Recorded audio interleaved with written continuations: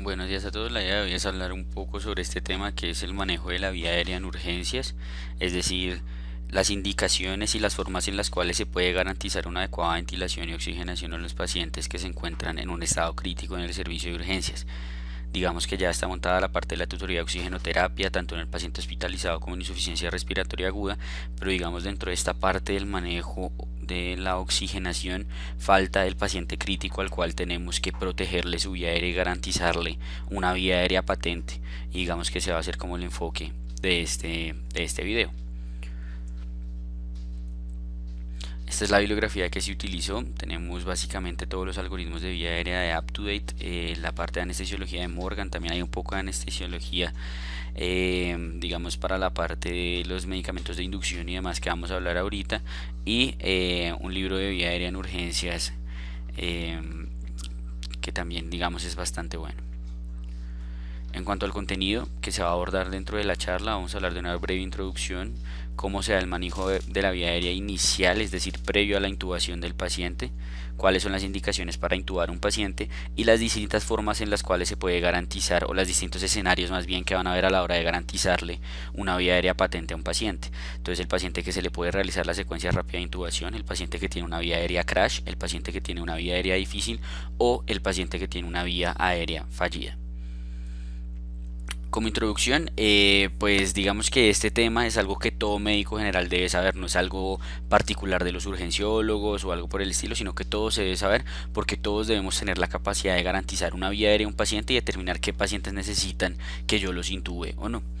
Hay muchísimas variables que hay que tener en cuenta a la hora de realizar estos procedimientos de los cuales vamos a hablar ahorita y que van a variar la forma en la cual se va a realizar, qué medicamento se pone antes de, con qué medicamento se induce, con qué medicamento se paraliza, etcétera, etcétera, etcétera. Requiere práctica y experticia, al igual que casi todo en la medicina. Su adecuada realización pues evidentemente va a salvar vidas y va a ser uno de los pasos iniciales en la evaluación de urgencias. Todos sabemos que el ABCD dentro del airway y el breathing, sobre todo dentro del airway, ahí vamos a estar hablando de definir si un paciente está o no protegiendo su vía aérea. Y pues como hemos mencionado, digamos que el punto final es responder a la necesidad de garantizar una vía aérea patente para asegurar una adecuada ventilación y que por ende, digamos, haya respiración y oxigenación en el paciente. Entonces, una inadecuada ventilación, ¿cuándo se va a presentar o cuáles son las condiciones que pueden llevar a una inadecuada ventilación? Primero, una alteración en el estado de la conciencia puede llevar a una inadecuada ventilación porque cuando los pacientes tienen un Glasgow, como ustedes saben, menor a 8 o algo por el estilo, son pacientes los cuales, digamos, el estado neurológico que presentan no es suficiente para mantener una adecuada ventilación, es decir, que hagan todo el trabajo ventilatorio necesario en el paciente e incluso también que sean capaces de proteger su misma vía aérea. Tenemos también las obstrucciones de la vía aérea por objetos extraños, por la misma inflamación de la vía aérea o algo por el estilo. La hipoventilación alveolar, es decir, todas las causas de hipoventilación alveolar que, como mencionamos en el video de insuficiencia respiratoria aguda, pueden ser desde alteraciones en el controlador, en las vías nerviosas, en la placa neuromuscular, en los músculos o alteraciones anatómicas de los pacientes que pueden llevar a una hipoventilación alveolar. Que ahí está básicamente, como hemos mencionado, insuficiencia respiratoria aguda tipo 2, la fatiga respiratoria secundaria a una insuficiencia respiratoria aguda tipo 1 o hipoxémica, o algunas intoxicaciones que llevan a que simplemente haya un deterioro severo del estado de la conciencia, una depresión del estímulo ventilatorio, como puede ser las intoxicaciones con benzodiazepinas o con cualquier fármaco depresor. Y digamos que la forma de valorar esto, si un paciente está ventilando o no, si un paciente está manteniendo su vía aérea o no, es con estas tres preguntas. En la vía aérea, cuando uno hace la aproximación inicial del paciente en urgencias. Primero, ¿la vía aérea es permeable? Segundo, ¿la vía aérea es mantenible? Y tercero, ¿hay signos de obstrucción de la vía aérea? Que en este caso, pues el que más se debe buscar sería claramente el estridor. Y de acuerdo a eso podemos clasificar a los pacientes en vía aérea despejada, vía aérea obstruida o vía aérea no mantenible. Si tenemos una vía aérea despejada, pues el paciente no va a necesitar, digamos, hasta aquí llegaría, digamos, el video y no habría que hacer ninguna intervención adicional.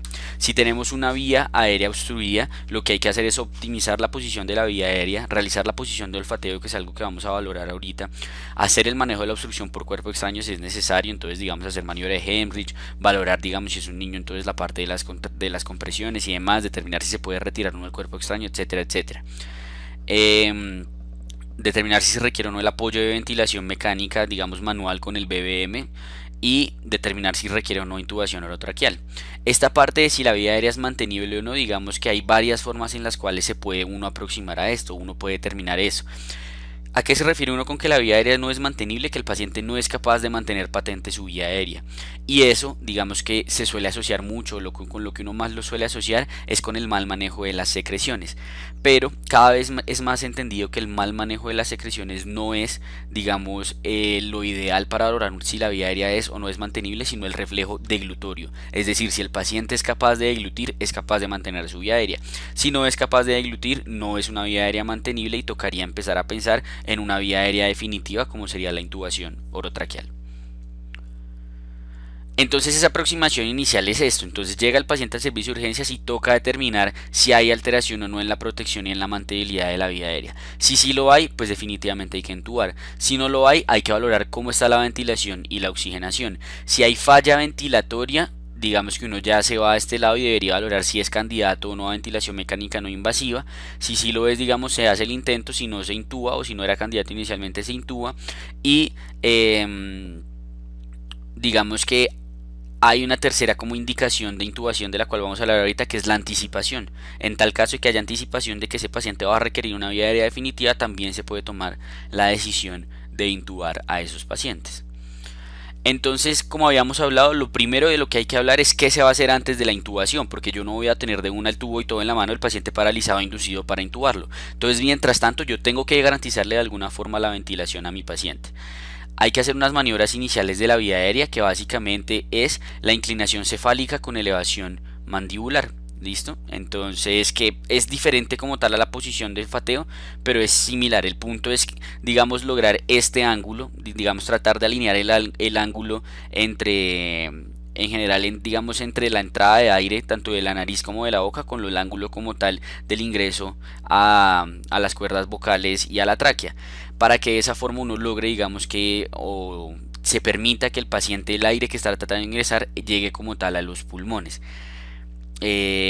Tenemos la posición de la tracción mandibular, que la tracción mandibular sería el paciente en el cual no se le puede realizar una inclinación cefálica, es decir, no se le puede generar ningún movimiento como tal en su columna cervical, y por ende lo único que se puede hacer es tomarle literalmente la mandíbula y jalársela, y de esa forma tratar de despejar la vía aérea.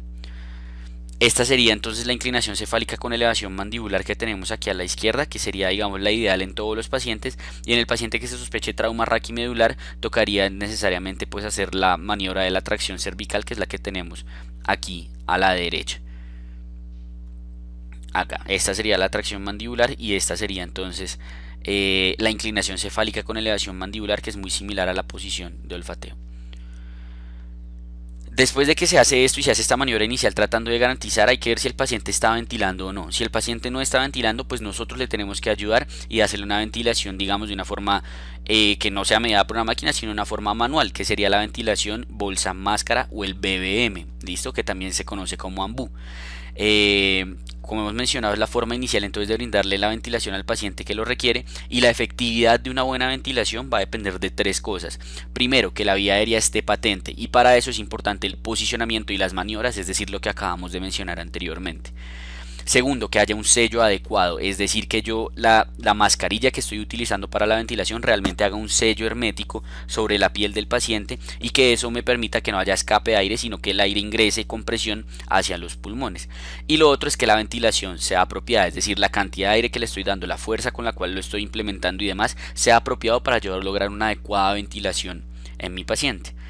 ¿A qué se refiere esta ventilación apropiada? Que idealmente debe ser un volumen tidal de 8 a 10 cc por kilo, que la frecuencia respiratoria, digamos la ventilación, se debe dar cada 5 a 6 segundos, y que usualmente no se deben dar más de 20 centímetros de agua de presión positiva.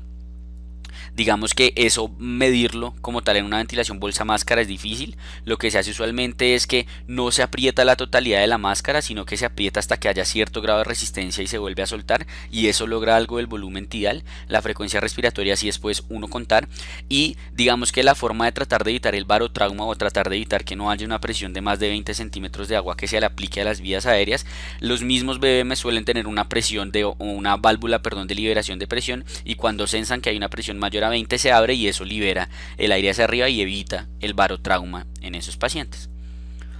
Y digamos que un último ítem que tenemos dentro de esta parte del manejo inicial es el uso de los dispositivos de ayuda. Es decir, yo ya hice el posicionamiento adecuado de mi paciente, ya estoy haciendo bien la ventilación, tengo el sello adecuado y todo, pero no logro una adecuada ventilación. Entonces hay que pensar en qué dispositivos me podrían a mí ayudar a lograr precisamente digamos canalizar, por así decirlo, esa vía aérea y generar que sea una vía aérea patente a través de la cual yo pueda ingresar aire a los pulmones.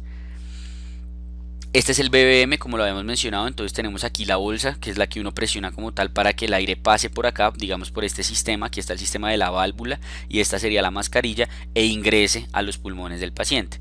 La forma entonces de realizar, digamos, un adecuado sello en el paciente es con esto, que es la C y la E. La C se refiere a que uno con el primer y el segundo dedo hace una forma de C sobre la mascarilla, y la E se refiere a que con los otros 3 dedos restantes de la mano se toma la mandíbula para de esa forma uno favorecer el posicionamiento y hacer, digamos, como la elevación cefálica o la tracción mandibular en el caso de que sea una lesión cervical, y eso me permita que el aire pueda entrar. Esto que está aquí arriba es lo que les mencionaba, que suele ser la válvula de liberación de presión en tal caso de que uno se le vaya la mano con la presión positiva, y esto es lo que les digo que uno no debe, digamos, como apretar completamente, sino hasta que haya cierto grado de resistencia. Cuando hay dos personas manejando la vía aérea, una persona se encarga del adecuado sello y lo que hace es hacer el sello con C y E con ambas manos y a ambos lados, digamos, de la cara del paciente, y el otro médico de lo que se va a encargar es de realizar, digamos, la ventilación como tal de una forma controlada. ¿Cuáles van a ser entonces esos dispositivos de ayuda cuando, a pesar de que yo ya tengo el adecuado posicionamiento y estoy haciendo bien el uso del AMBU o del BBM, no logro ventilar a mi paciente? Tenemos dos: la cánula orofaringia y la cánula nasofaringia. ¿Qué es la cánula orofaringia? Pues como su nombre lo dice, una cánula como tal que me va a canalizar desde la boca hasta la faringe para evitar, digamos, las obstrucciones que haya. En este caso también se conoce como cánula de Guedel. Se suele utilizar en pacientes inconscientes, no se utiliza en pacientes conscientes por el riesgo de activar el reflejo, digamos, nauseoso y generar una broncoaspiración.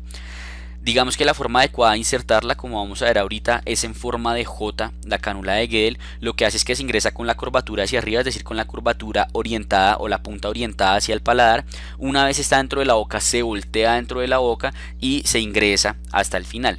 ¿Cuál es el objetivo de hacer esto? Evitar que uno empuje la lengua. Si se ingresa con la curvatura hacia abajo, lo que se hace es empujar la lengua y la lengua va a terminar obstruyendo la vía aérea y no me va a servir de nada la cánula. Y digamos que la forma de medir cuál es la cánula, porque hay diferentes tamaños, cuál es la cánula que le va a servir a mi paciente, es medirla desde la comisura labial hasta el ángulo de la mandíbula. En cuanto a la cánula nasofaringia, como su nombre lo dice, va a ser lo mismo, solo que va a ser a través de las narinas, es decir, voy a ingresar por la nariz hasta la faringe y de esa forma, digamos, canalizar esa vía aérea. El beneficio de la cánula nasofaringia versus la orofaringia es que se puede utilizar en pacientes conscientes porque no activa el reflejo nauseoso. Requiere usualmente una adecuada preparación. Hay dudas sobre si se debería utilizar o no en pacientes con trauma cervicofacial por el riesgo, digamos, que de que haya una ruptura como tal de las celdillas etmoideas o algo por el estilo, y haya una mala canulación con la cánula nasofaringia, pero eso está un poco revaluado y debatido si realmente esto debería ser o no una contraindicación para el uso de la cánula nasofaringia. Y la forma de medirla ya no va a ser desde la comisura labial, sino desde la narina hasta el ángulo de la mandíbula. Entonces digamos que esta sería la cánula nasofaringia o la cánula de Guedel. Como les dije, tiene una forma de J. Lo que se hace es medirla así desde la comisura labial hasta la mastoides, básicamente, y después se ingresa de esta forma, curvatura hacia arriba, posteriormente se voltea y queda de esta forma. Recuerden que si ustedes no hacen el ingreso de esta forma, lo que van a hacer es empujar la lengua y no les va a servir la cánula para lo que están intentando, que es, digamos, canular esa vía aérea. Por su parte, la cánula nasofaringia, como habíamos dicho, se mide desde la narina hasta la mastoides y se va a ingresar así normalmente con su curvatura natural y se va a lograr. Beneficios, como habíamos mencionado, es que esta se puede colocar en pacientes conscientes. ¿Cuál es la que más se usa en el servicio de urgencias? La cánula de Guedel, la verdad, más que la cánula nasofaringia.